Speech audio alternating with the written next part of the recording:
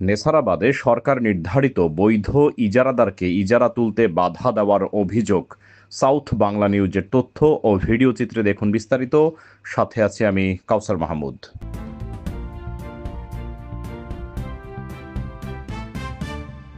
নেছারাবাদ উপজেলার আটঘর কুরিয়ানা হাটে সরকার নির্ধারিত বৈধ ইজারাদারকে ইজারা তুলতে বাধা দেওয়ার অভিযোগ উঠেছে নুরুল আমিন, শফিক, রফিক, নজরুল ইসলাম গংদের বিরুদ্ধে। গত ১৪ এপ্রিল পহেলা বৈশাখ থেকে আব্দুর রহিম সর্বোচ্চ দরদাতা হিসেবে ইজারা প্রাপ্ত হন। নুরুল আমিন গংরা দ্বিতীয় দরদাতা হিসেবে ইজারা ডেকেছিলেন।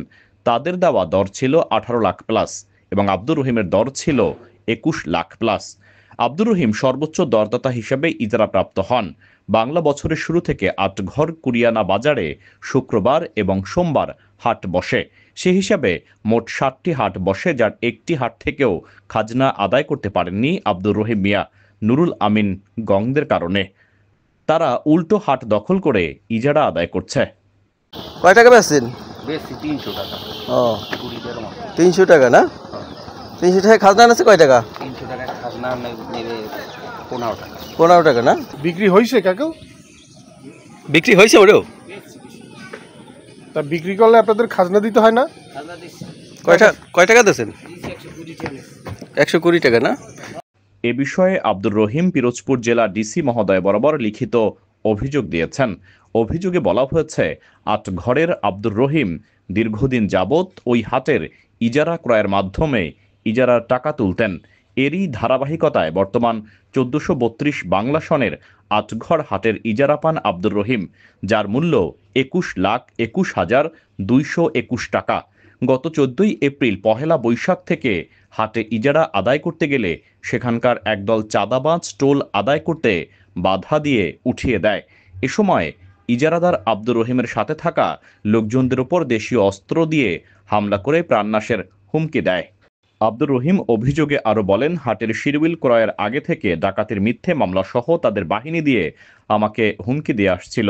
আমি তা উপেক্ষা করে শিরউইল ক্রয় করে হাটের সর্বোচ্চ দাম দিয়ে ইজারা পেয়েছি।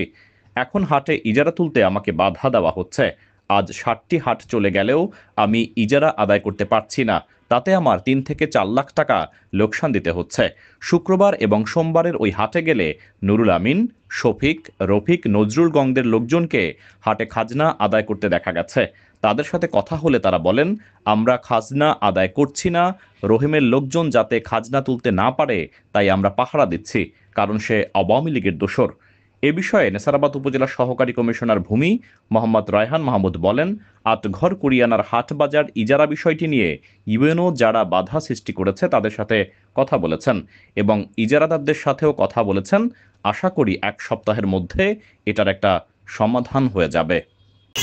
আপনারা আপনাদের টাকা দিবেন যারা ইজারাদার, ইজারা যে পাইছে আপনার কথাই বলেন। রসিদ ছাড়া দিবেন না, রসিদ সহ দিবেন, ঠিক আছে? রসিদ সহ দিবেন, যে রসিদ দিবে তাকে দেবেন, ঠিক আছে? আসসালামু আলাইকুম। আমি আব্দুর রহিম মল্লিক, আটগড়হাটের ইজারাদার ১৪৩২ সনের। আমি সরকারি নিয়ম মোতাবেক ইজারা পাইছি। আমি আটগড়হাটের ইজারা তুলতে গেলে একটা সন্ত্রাস বাহিনী আমার বাধা দেয়। আমি এই বাধা অপেক্ষা করিয়া আমি ডিসি মহোদয়কে জানাইছি গত ১৫/৪/২০২৫ অদ্য পর্যন্ত আজ পর্যন্ত কোনো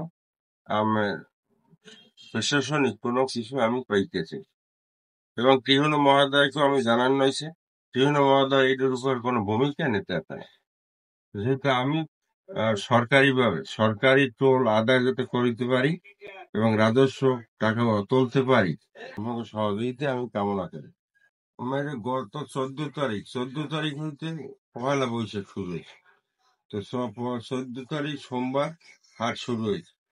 আজকের প্রায় ২০ দিন, এতে আমার ৬০টা হাট চলে গেছে আজ পর্যন্ত। এই হাটে প্রায় ৩.৫ লক্ষ টাকা আমার উঠে নিয়ে গেছে।